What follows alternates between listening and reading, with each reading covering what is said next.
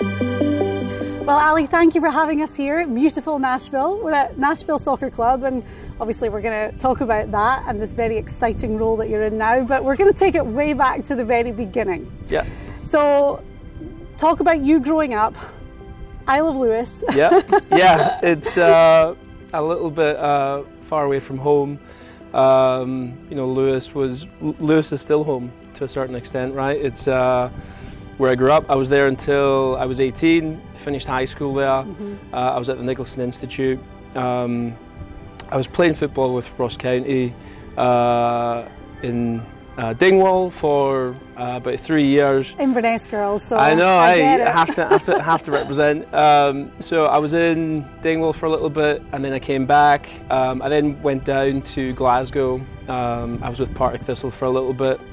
And then after that, yeah, it was just kind of all guns blazing to, you know, look at the States. So young guy, obviously growing up, the passion was playing football. Yeah. We're saying football, we're not saying soccer. Yeah, we can't say soccer right now, we can't say soccer. But that was obviously the passion, and the dream was to, I guess, turn professional. Yeah, absolutely. I think for me it was, you know, when you're living on a small island, you have to kind of dream big, I guess, to a certain extent, and you know, following football, playing football. I had two older brothers who were very much involved in football, and for me it was something that was just constant every day. You know, playing every night, going out to watch the senior team that was the local team at the time, and you know, for me it was a very easy thing to dream about. Then obviously kind of seeing you know, the Premier League and the Scottish Premier League on the TV. So yeah, you know, when you're growing up on an island, again, there's not too much to do except play football, and I think for me it was the only real kind of passion that I had. So when did America come into the picture? You've got this wee guy in this tiny little town in the north of Scotland, and all of a sudden the plans of going off to the land of opportunity. Yeah. When did that really kind of come into the fold? Yeah, it was one. So I just finished high school in Lewis, and my brother was in university down in Glasgow. So I went down, and there was a couple of people that he was you know, quite pally with in Glasgow that were obviously involved in football. And that's how it kind of led to going on trial with Partick, and ended up signing with Partick for that year. And during that time, I was still very curious in terms of maybe aspiration to, you know, play professionally, like full professionally. So for me, it was something that was still there. The fire was definitely still burning. Wanting to figure out, you know, where it might be, and then, you know, we get chatting with this guy who my brother knew, and he had been out to the States, he had been out to Oregon, and for me I was like, oh, I didn't even think that would be an option, but obviously football translates, whether it's the UK or the US, it doesn't really matter. So for me, I was like, you know, I was open to any option at that point. I was pretty desperate because I really wanted to kind of kick on and move into a kind of format that would have me train more and kind of hopefully aspire to be where I wanted to go. So asked a lot of questions, asked about the US, had never been to the US before. Wow. Didn't really know anyone that kind of had gone through the process, which for me was a challenge because my parents were obviously very hesitant, to say the least. I was going to say, your poor mom must have been thinking, what's he doing? I mean, in any sales pitch, even today, we're always like, look, let's just get to the mother. And that's it. The mother is the one that you definitely have to sell. And it was no different for our family. My dad, you know, he was kind of just going with the flow, and he would have a couple of questions here and there, but it was primarily around the football. And then my mother was like everything else. So with that, you know, we tried to get more information. This is 2007, 2006 when we began the process. And it was just one of those things where we're just trying to find out as much as possible. Yeah. And you're trying to talk to people, especially where we're from. You know, there's certainly no one at that point that had done anything like this. So for me, it was a little bit going in blind, and just trying to get as much information as possible. So so that's when FirstPoint USA came into the equation, and obviously, you know, one-stop shop. They have all the information you need. They can set you up with contacts and really get it moving. So I'm taking it went quite quickly once you got involved with FirstPoint. Yeah, no, it's funny. It was a different office back then. This was obviously 15, 16 years ago now. So at that point, Andrew was just sitting. I remember walking in, and Keeney was like the first guy I saw, and we had a good chat. It was very straightforward. I obviously had made it clear that I had aspirations to go to America. I had no idea what that meant, but Andrew had obviously been through it before, which I didn't fully understand at that point. You know, the kind of career that he had, which resonated with my parents for sure. Once we kind of got into the process. So just understanding that, asking him questions probably drove him insane a few times, and just trying to get as much information as possible. That kind of continues, it almost doesn't stop. Just trying to get as much information as possible, and you know, again, having good conversations with the staff that were there at the time, with Andrew himself. There was the beginning of walls starting to kind of crumble a little bit. So Mum was softening. She was getting better. She was getting better. She's very rarely gone soft, but at the same time, I think she was beginning to understand that there was a correlation between my desire to come to the US and with the kind of equity that was building up with the process. And that was a key thing, because again, you know, when we first started the process, there was no one to build off, and then having come to FirstPoint and having spoken with Andrew and spoken with the staff, there were people that had gone through the process now that could elaborate and kind of answer questions where we didn't have that primarily. So it was a process for sure, and we ended up getting there in the end. But culturally, coming to the US, and you know, I'm someone that lived in Scotland for a majority of my life, moved to the US. You've obviously been here for a while now. It's a huge change, and it doesn't matter what age you are. But at 18, 19 years old, it's something that you can't go into blind. You have to be prepared as best you can. Yeah, no, for sure. I mean, for me, primarily growing up in a small island, which, you know, was great. It was a great grounding for me just to you know, kind of come through with all my friends, and very tight in a community, and you know everyone, and I certainly loved that upbringing. So that's when my mother was very much confused, and I was like, I want to go to America. Why are you leaving me? So no, it was definitely an acclimation period for sure.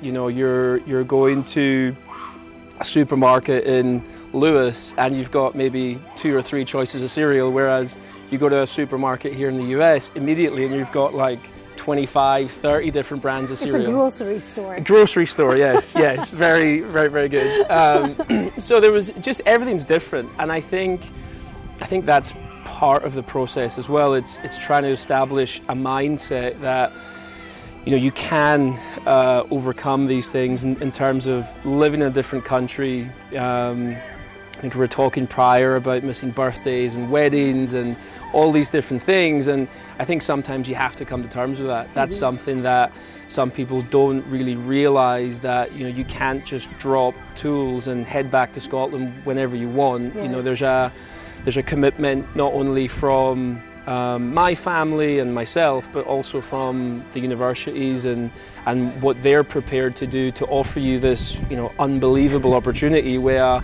you know, I think that it's something that I was aware of straight away, that it's a once in a lifetime thing. Yeah, and obviously, you know, moving across the world, there are sacrifices and there are struggles, but ultimately, I mean, you're still here. It's been the best thing that ever happened to you. Yeah, no, absolutely. For me, I've been very fortunate in terms of the position I'm in now. The goal that I had, particularly as I'm going through university in America, is you're trying to figure out, well, what am I going to do after? Can I stay here? The answer is kind of the same thing that kind of brought you there in the first place. It's right, what am I going to do, how am I going to do it, and can I do it to a point where I can, you know, hopefully do it pretty well, where, you know, someone will want to keep me here. So, you know, working in the position I'm in now has been really just a bit of a dream. Aspiring to get to this point has been something I've worked pretty hard for, but it's also been something that where family back home vicariously have been, you know, allowed to kind of live it as well, you know, which is really cool. So let's talk about college, because that was the first thing you went to Evansville. Yes. And did your soccer football scholarship. Yeah. When you're in the US, it's hard not to use the word soccer. Yeah, right? Just in American. There we go. So you did your football scholarship there, obviously, and with that comes a whole lot of life experience. Yep. You kind of grow up fast. Absolutely. But you're living the dream. What happens when you graduate college? So when I graduated December 2009. I graduated with a degree in exercise science, which was critical for my mother.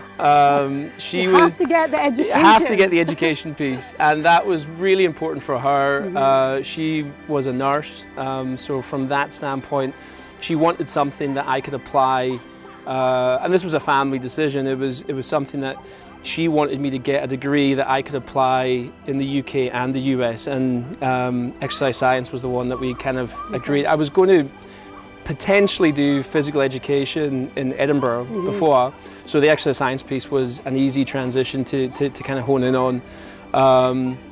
So then I finished in December 2009, like I said. And then it was really just trying to figure out what the world is kind of going to look like now, because you're a student athlete where you're pampered, you're surrounded by amazing facilities, you've got a lot better weather than the north of Scotland usually. So, you know, these are things where I needed to try and figure out what my next step was. And like I said, I just wanted to kind of stay in football as long as I could. I think one of the biggest things that I acquired through college was not only a degree, but was my network. I think that was something that really kind of set me up. I was really aware of it coming over from Scotland, where I wanted my network to be something that I could kind of fall back on, where maybe if I did get my degree, I could reach out to some people that I had maybe seen or met, sometimes from Scotland as well. You know, you kind of stay in touch with these people, because it's so important as well, especially when you're moving to a country you don't know anyone, you know. So, and it is important because, you know, the dream step would have been college.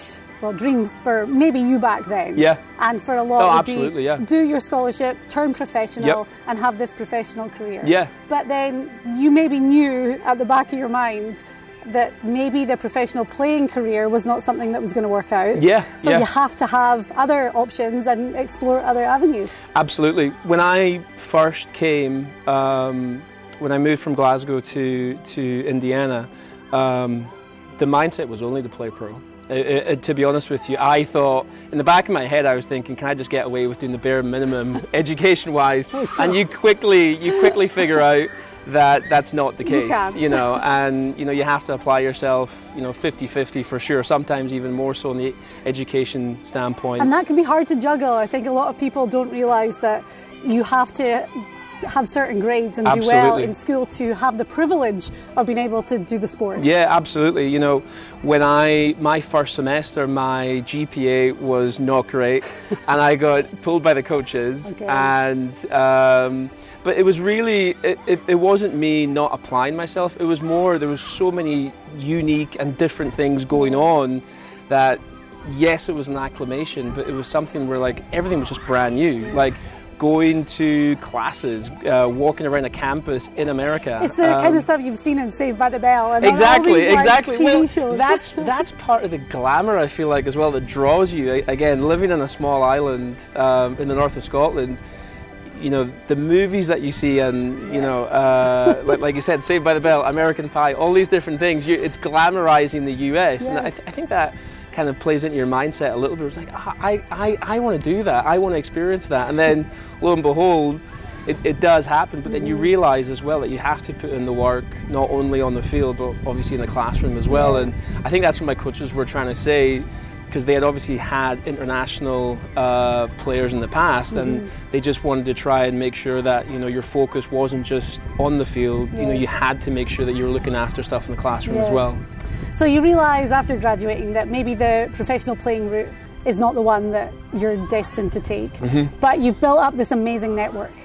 So with that network, you've got contacts, you're on people's radar, and all these doors have opened up in the US for you to stay. Yeah, and you know, I would say tactically it was something that I thought was important. You know, we're meeting all these guys, alumni that have come in, and you know, they've really been telling us basically, like, look, you have to build your network, and it might be a lawyer, it might be a former professional player, it might be the basketball coach at the college, but everyone was saying the same thing. They were saying, like, you need to get your network sorted, and you need to get, you know, people that will act as a reference for you. And you know, again, from someone coming from the UK, that's something that you just, you know, focus on, because again, when you don't really know anyone outside of the very close-knit circle that you have in university, what are you going to do after that? So yeah, it was something that I really wanted to focus on, and then when I finished, it was really trying to stay in contact with all these people. Some of them had moved on to obviously their own kind of jobs, they'd started their own businesses, and that was actually how I came back to the US. So yeah, it was a process, but I think we got there in the end. So yes, it worked well, out. I think we're doing pretty well now.